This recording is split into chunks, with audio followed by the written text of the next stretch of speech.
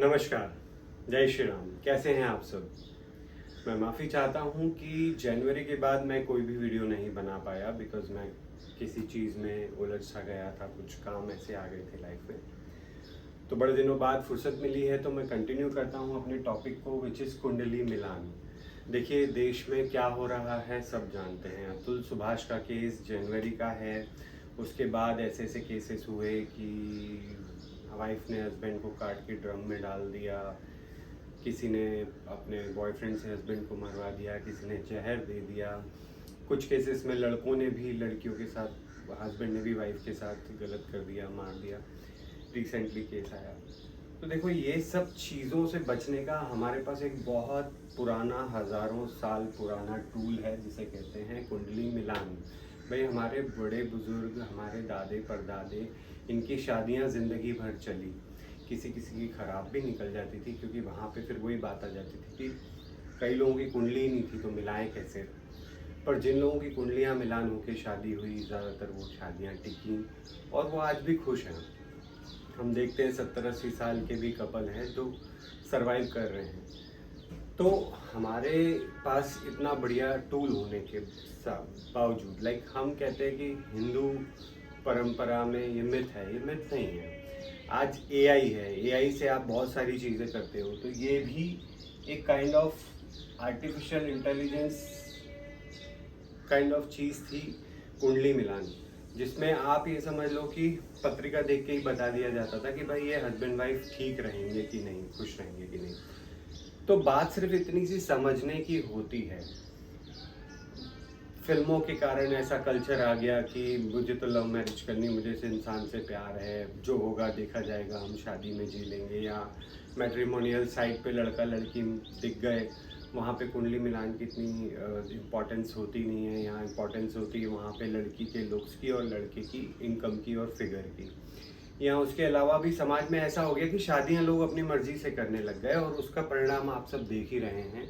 ये नहीं कह रहा हूँ कि सारी की सारी शादियां खराब है, भगवान की कृपा से 90% शादियां सर्वाइव कर जाती हैं, 10% शादियां सर्वाइव नहीं कर पाती। और उनके वो जो 10% है वो भी अपने आप में बहुत बड़ी क्वांटिटी है। ऐसा नहीं है लाखों परिवार, लाखों कपल्स टूट रहे हैं। आप किसी भी फैमिली कोर्ट में जाओ, डिस्प्यूट केसेस चल रहे हैं और बाकी सब चीज़ें तो मैंने बताई दी। तो देखो बात ये है कि आपके भले के लिए ये साइंस बना है ना। हम आपके ऊपर ये साइंस थोप नहीं रहे कि आप कुंडली मिलान करके ही शादी करो, आपकी मर्जी है, अपनी ज़िंदगी को रिस्क में डालना है डाल लो। कई लोग बोलते हैं अरे हम नहीं मानते ज्योतिष को, हम नहीं मानते ग्रहों को, जो होगा देखा जाएगा। तो फिर जब देखा जाने वाली बारी आती है तो कट के वो ड्रम में ही जा रहे हैं, फिर देखने जैसा कुछ बचता नहीं है। फिर वो ये है कि आपने लाइफ रिस्क में डाल दी तो वो जान भी जा सकती है, आपका पैसा भी जा सकता है, आपको इमोशनल हर्ट भी हो सकता है ना। तो कुंडली मिलान इसीलिए आवश्यकता है। सिंपल सी चीज़ है यार। देखो 36 गुण मिलाए जाते हैं, ठीक है। अब 36 गुणों में ये चीज़ समझने की बात है कि भाई क्या है इसका 36 गुण मिलाने का रीज़न क्या है। ये भी बता दूं कि कई बार अगर बुरे लड़के के 36 गुण किसी लड़की से मिल रहे हैं तो मतलब उस लड़की में भी खोट है। पर कम से कम ये है कि दोनों खोटे हैं ना। अगर एक लड़का बहुत बुरा है, खोटा है, और लड़की के गुण उससे नहीं मिल रहे हैं, मतलब लड़की नहीं सरवाइव कर पाएगी इसके साथ। क्योंकि भाई ऐसा है कि नींबू के साथ नींबू ही रह सकता है, दूध के साथ दूध ही रह सकता है।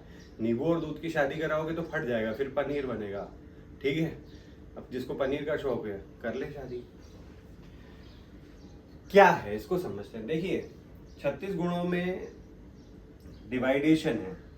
एक पॉइंट मिलता है वर्ण को, है ना। वर्ण क्या होता है, एक पॉइंट मिलता है वर्ण को। वर्ण क्या होता है? वर्ण होता है इंसान का काम। जैसे कोई आदमी बढ़िया है, व्यापारी है, व्यापारी बुद्धि का है, तो ये उसका वर्ण है, ठीक है। कोई क्षत्रिय है, लड़ाकू बुद्धि का है, उसका वर्ण है। कोई मेहनती है, किसान, शारीरिक श्रम करने का, ये उसका वर्ण है, ठीक है। कोई एजुकेशन में है, धार्मिक कार्यों में है, भगवान की पूजा पाठ में, ये उसका वर्ण है।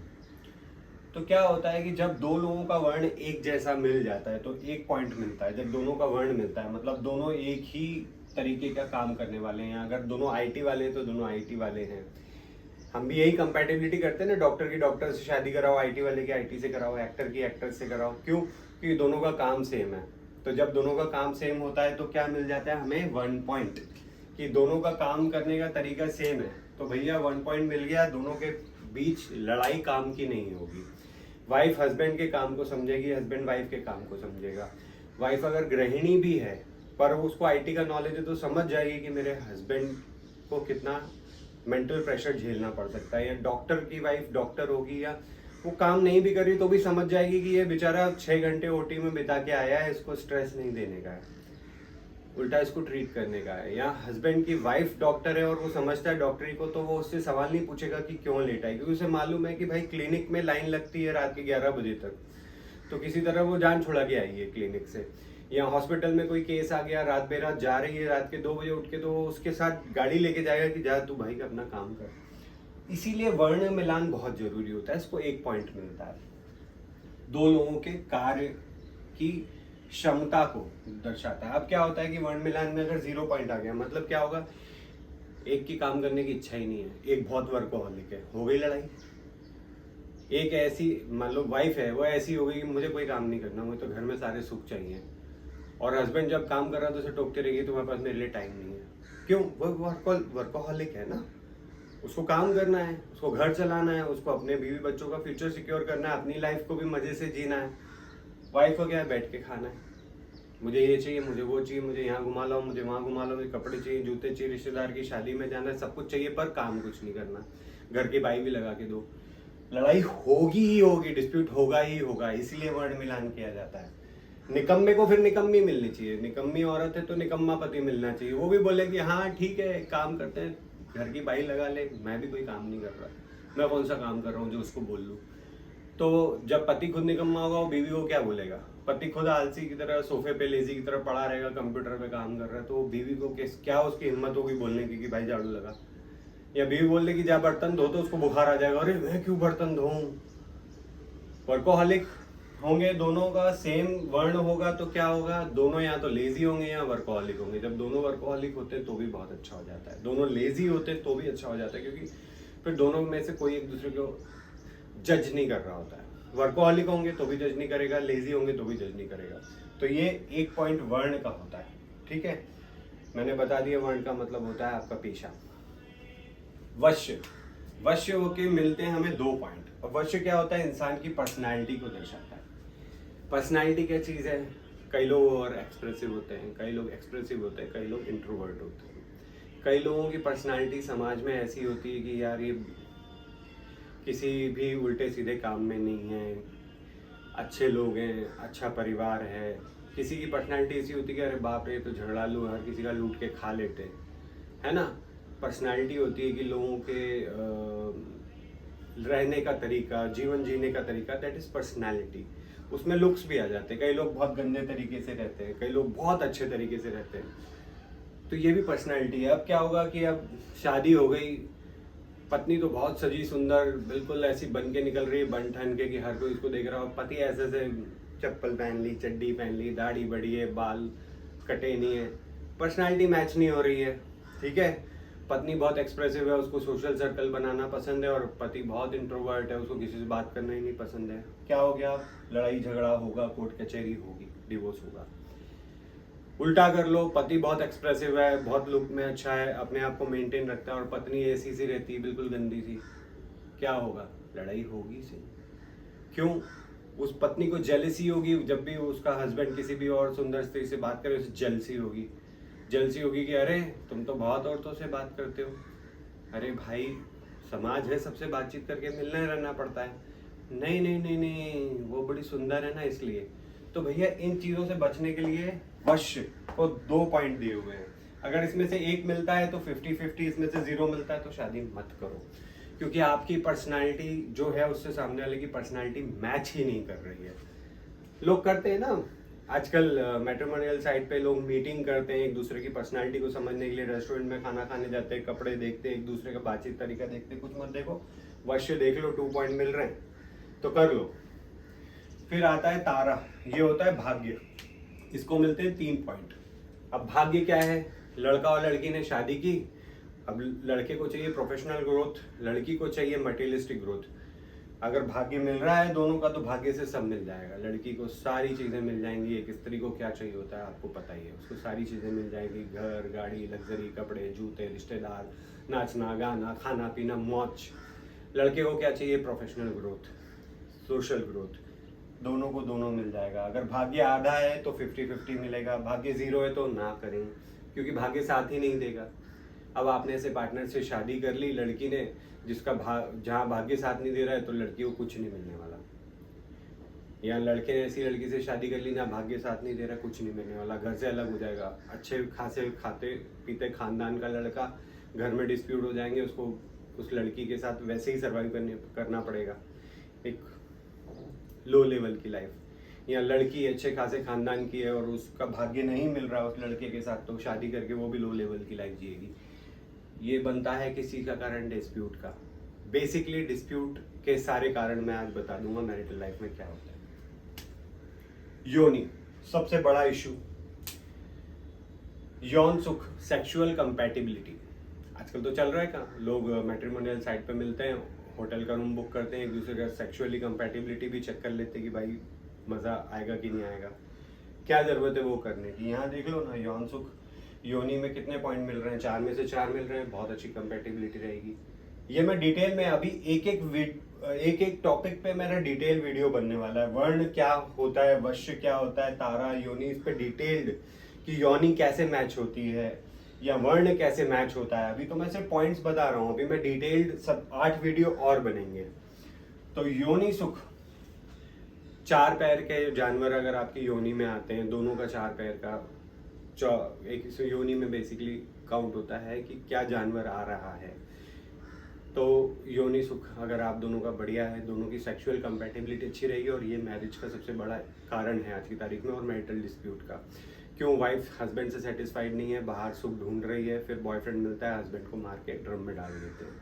हस्बैंड वाइफ से सुख नहीं है, बाहर 2 शादियां करके बैठा हुआ, वाइफ को बता नहीं रहा है, वाइफ को जिस दिन पता चलता है बेचारी टूट जाती है। तो योनि सुख ये सबसे बड़ा मैरिटल इशू है। फिर आती है ग्रह मैत्री। अब ये होती है ग्रह मैत्री। इसमें क्या होता है, 2 लोगों के अंदर एक फ्रेंडशिप होती है। हस्बैंड वाइफ के अंदर फ्रेंडशिप होना बहुत जरूरी है, एक दूसरे के को सामंजस्य होना जरूरी है। अगर दोनों के लॉर्ड, लग्न के लॉर्ड प्लैनेट्स अगर मिल रहे हैं और चंद्रमा जिस राशि में है उसके लॉर्ड प्लैनेट्स मिल रहे हैं, तो दोनों एक दूसरे के साथ बहुत अच्छे से जेल हो जाएंगे, एक फ्रेंड की तरह हो जाएंगे। हस्बैंड को वाइफ को कुछ बोलने की जरूरत नहीं पड़ेगी, वो बस सब टेक्स्ट में बात करेंगे, इशारों इशारों में काम हो जाएगा। क्योंकि जब दो पक्के दोस्त होते हैं ना, चाहे वो हस्बैंड वाइफ ही क्यों ना हो, वो दोनों एक दूसरे की बात को बिना कहे समझ जाते हैं। ये सबसे बड़ा जो है इम्पोर्टेंट पॉइंट है। वन ऑफ है तो सारे ही इम्पोर्टेंट पॉइंट, ये भी बहुत मैटर रखता है।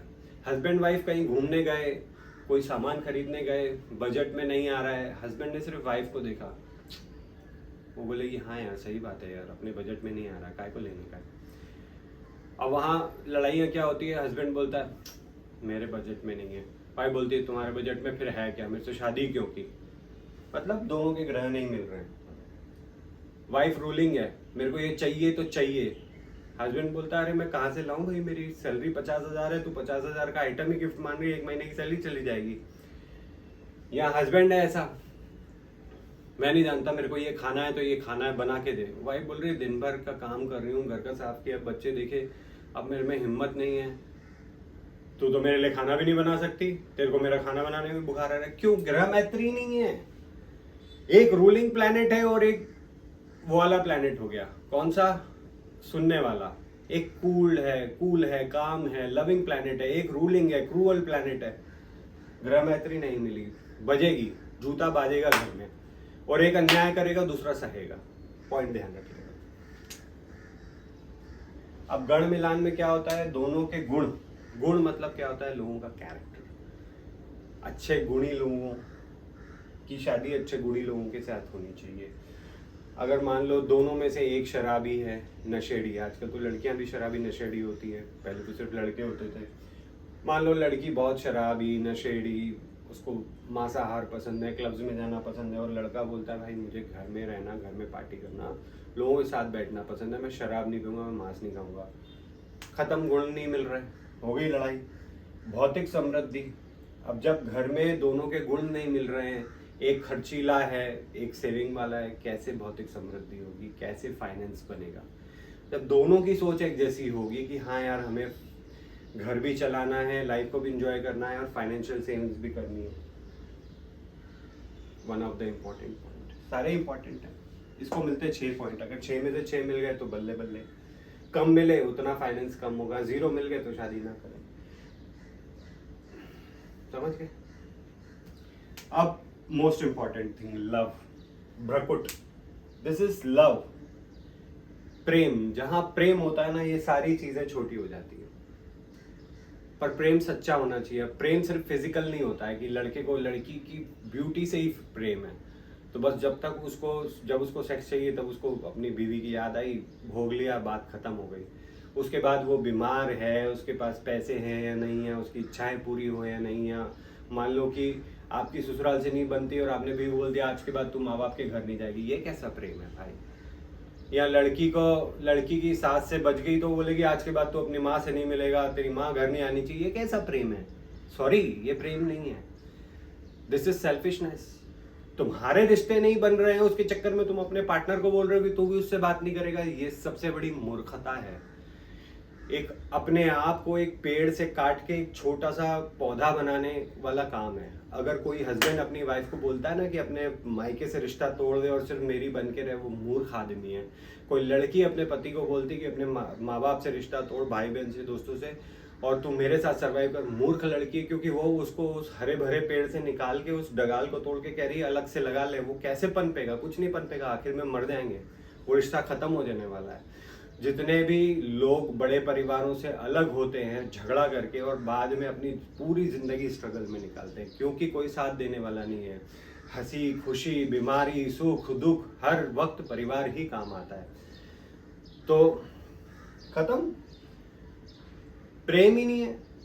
जो लड़की अपने हस्बैंड को उसके माँ बाप से दूर करेगी, सोचेगी मैं तो अलग से घर लेके रहूंगी, मेरे को कोई रोक टोक वाला नहीं है, हस्बैंड ऑफिस जाएगा, पीछे बॉयफ्रेंड घर पे आएगा, उसको प्रेम ही नहीं है उस आदमी से, उसकी खुशी की पड़ी ही नहीं है उसको यही चाहिए कि मैं अपना अकेले रहूं, इंडिपेंडेंट रहूं। उसको हस्बैंड से प्रेम होता तो उसके बारे में सोचती कि अगर मैं इसको अपने माँ बाप से दूर करूंगी, इसका परिवार, इसका बिजनेस से दूर करूंगी, इसकी लाइफ पूरी स्ट्रगल में पड़ जाएगी, तो उसकी बजाय थोड़ा सह लेती हूँ, कितनी अच्छी जिंदगी हो जाएगी। पर नहीं, लड़की को तो सब कुछ चाहिए।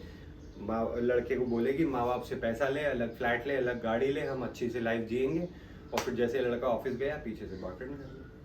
सेम लड़के भी करते हैं, सेम हरकतें लड़के भी करते हैं। लड़की के घर वाले कितने भी अच्छे हों पर अपनी बुरी आदतों के कारण रिश्ते खराब कर लेते हैं ससुराल से। लड़की को बोलते हैं कि तू माँ बाप से नहीं मिलेगी, तू दोस्तों तू रिश्तेदार से मिलेगी, लड़की घर में अकेली 4 दीवारी में बंद ऐसे देखती रहती। भाई क्यों? आप अपने पार्टनर से प्रेम करते हो, आप उसके ऊपर बाउंडेशंस नहीं लगाओगे, आप उसे रास्ते बताओगे how to deal with the world. But आप अपनी ग्रंचेस के कारण उसको नहीं बोलोगे कि तू पड़ोसी से बातचीत बंद कर, तू रिश्तेदारी से बातचीत बंद कर। जहां प्रेम नहीं वहां ये सब है। जहां प्रेम होता है ना, वो आदमी पता है क्या कहता है, तेरी खुशी है ना अपने माँ बाप से मिलने की, रोज जा, मेरी तरफ से कोई दिक्कत नहीं है। लड़की की वो होता है कि तू खुश है ना अपने माँ बाप के साथ, तेरी खुशी के लिए मैं तेरे साथ रहती हूँ। जहाँ प्रेम होता है ना, वहाँ सेल्फिशनेस नहीं होती है, ध्यान रखिए। अब आती है नाड़ी। नाड़ी क्या है? इंसान का स्वास्थ्य और इंसान की संतान को दर्शाता है। नाड़ी दोष होता है जहाँ कुंडली में 0 आ गए, ऐसे लोगों को बच्चा नहीं होता, ठीक है। ऐसे में हस्बैंड या वाइफ में दोनों की हेल्थ में कोई ना कोई मेजर इश्यूज देखने को मिल सकते हैं। ज़्यादा सबटेक्स्ट में बोलूं, बहुत ख़राब है, एक मैरिज के लिए बहुत ख़राब है। अगर आपके पार्टनर को कोई हेल्थ इश्यूज हो जाए, दुनिया में सबसे बड़ी प्रॉब्लम है हेल्थ इश्यूज। इन सब चीज़ों से तो आप डील कर लोगे, हेल्थ इश्यूज से यू कैन नॉट डील, क्योंकि वहाँ आप हार जाते हो, डॉक्टर्स भी हार जाते हैं, लड़ के पैसा खर्च करके दवाइयाँ, सॉरी टू से, मतलब भगवान, हस्बैंड या वाइफ में किसी को कोई मेजर हेल्थ इश्यूज हो जाए ना, जिंदगी नर्क हो जाती है। बुरी तरह पैसा भी बर्बाद होता है, बुरी तरह हेल्थ की इश्यू, और पूरा घर उसी चीज में लगा रहता है। नाड़ी दोष बहुत बड़ा दोष है, सबसे बड़ा दोष। ये सब चीजों से आप डील कर लोगे, यहाँ डील नहीं कर पाते, यहाँ हार जाता है आदमी। ये मिलना बहुत जरूरी है। संतान नहीं होती लोगों को, कुछ को सालों बाद हो जाती है, वो अच्छी बात है, भगवान भला करे। संतान का जहाँ इशू है वहाँ सबकी गोद भरे, पर जहाँ नहीं हो पाती उनके दुख को कोई जाके पूछे। ऐसी औरतें भी देखी हैं जिनके हस्बैंड को कुछ दिक्कत होती है, वो बेचारी सारा दिन सेवा करती रहती है। ऐसे हस्बैंड देखे हैं जिनकी वाइफ को मेजर इश्यूज होते हैं, उनकी पूरी लाइफ इसी में निकल जाती है। नाड़ी दोष सबसे बड़ा दोष। इन पे डिटेल वीडियो बनेगा। आपकी राय मुझे कमेंट्स में चाहिए, आपके क्वेश्चंस कमेंट सेक्शन में चाहिए। बनते कोशिश मैं पूरी हेल्प करूंगा। जहां मुझे लगेगा कि मैं सर्विस फी ले सकता हूं मैं ज़रूर लूंगा, जहां मुझे लगेगा कि नहीं लेनी चाहिए नहीं भी लूंगा। बात सिर्फ ये है कि मेरा उद्देश्य आप लोगों को जागृत करना है कि प्लीज़ किसी का फिजिकल अपीयरेंस देख के शादी ना करें, किसी की फाइनेंशियल स्टेटस देख के शादी ना करें, क्योंकि वो तो बाहरी आवरण है। अंदर क्या है उसकी लाइफ में वो ये डिटेल्ड है। ये 36 पॉइंट है, जिसे कहते हैं 36 गुण मिलान। ये अंदर है, ये डिटेल्ड है। इसकी चाहो तो फोटो ले लो। आजकल आपने सुना ना 36 के 36 गुण मिल रहे हैं। लोग कहते हैं राम जी सीता जी के 36 के 36 गुण मिले तो उनकी लाइफ कौन सी अच्छी थी। ऑब्वियसली जब राम जी के नसीब में वनवास लिखा था तो वो वनवास सीता जी के नसीब में भी तो लिखा था, तभी तो 36 गुण मिले।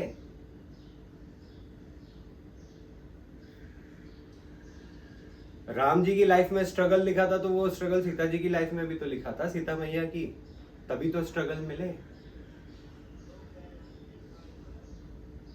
उत्तर जीवन में राम जी को राज मिला तो सीता जी को भी राज मिला। तो 36 के 36 गुण मिलने में एक चीज हमेशा ध्यान रख लेना कि अगर अच्छे हैं तो दोनों को बहुत सुख मिलने वाला है, खराब है तो दोनों साथ में स्ट्रगल भी करेंगे, पर कम से कम एक दूसरे से सामंजस्य रहेगा, एक दूसरे की रिस्पेक्ट रहेगी, एक दूसरे के साथ खुश तो रहेंगे क्योंकि एक दूसरे को समझ तो पाएंगे। मैं बहुत छोटा हूँ, मेरी कोई औकात नहीं है भगवान देवी देवताओं या राम जी सीता जी के बारे में कमेंट करने की, पर मैं एक बात बोलता हूँ कि जो लोग मुझे कमेंट करते हैं ना उल्टा, अरे 36 गुण तो देवी देवताओं को भी मिले उनको सुख नहीं मिला, तो भैया 36 गुण में आप देखो ना उनके साथ क्या हुआ। महापराक्रमी थे तो महापराक्रमी माता भी तो थी, ठीक है। स्ट्रगल पिताजी ने देखा तो माताजी ने भी देखा। इसीलिए कुतर्क करने की बजाय समझो और अपना जीवन बनाओ। मैरिज करनी चाहिए, मैं ये नहीं कहता मैरिज मत करो। आजकल लोग डर गए मैरिज करने से। क्यों डर रहे हैं? लोग उठा के किसी भी कास्ट में किसी भी रिलीजन में उठा के शादी कर दे रहे हैं। कुंडली मिलान का कोई सीन ही नहीं है, बाद में फिर पछता रहे हैं। अरे कास्ट बनी है, कास्ट का मतलब ही होता है वर्ण, लोगों की काम करने कार्य क्षमता को और कार्य की फील्ड को दर्शाता है। ये है कास्ट, जिसको एक पॉइंट मिला है, बहुत इंपॉर्टेंट है। रिलीजियस बना है, रिलीजियस क्या है? लोगों का वश्य, लोगों की व्यक्तित्व, लोगों की पर्सनैलिटी, इसको 2 पॉइंट मिले हैं, ठीक है। बाकी तारा, योनि, ग्रह मैत्री, गण, बुकुट और स्वास्थ्य ये अलग चीजें हैं, पर ये रिलीजियस है, ये कास्ट है, ये रिलीजन है। इनकी भी बहुत वैल्यू है, इन पे भी डिस्प्यूट्स होते हैं। अभी कल मैंने देखा एक लड़का लड़की 2 अलग अलग रिलीजन के थे, दोनों को पकड़ लिया, दोनों को मार रहे हो। उनके पेरेंट्स, उनकी फैमिलीज, हर चीज वैल्यू करती है मैरिज में। मैरिज इज अ पार्टनरशिप जो आदमी खुश रहने के लिए करता है। अगर उसको करके आपको दुख मिल रहा है तो फिर फायदा क्या मैरिज का।